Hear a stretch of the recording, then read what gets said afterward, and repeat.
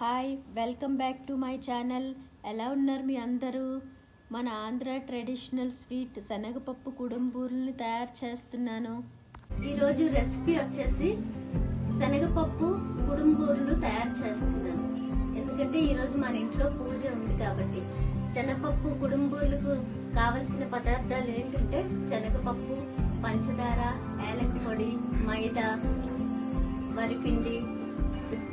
ఈరోజు మన ఇంట్లో పూజ చేసుకుంటున్నాం మొదటిగా, అందుకోసం శనగపప్పు బూరెల్ని తయారు చేస్తున్నాం. ఇదిగోండి తయారీ విధానం ఇలా. శనగపప్పుని చక్కగా అడలు చేసుకుని దానిని సోయిలో పెట్టి వేపుకొని మనం భగవంతుడికి నైవేద్యంగా పెట్టుకున్నాం.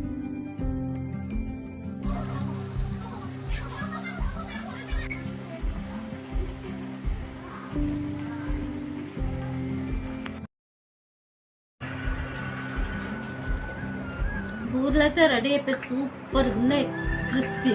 క్రిస్పీగా లోపల సాఫ్ట్గా, తిన్న వాళ్ళందరూ టేస్టీగా. Wow, very taste. లైక్ చేయండి, షేర్ చేయండి, సబ్స్క్రైబ్ చేయండి. Bye bye, thank you.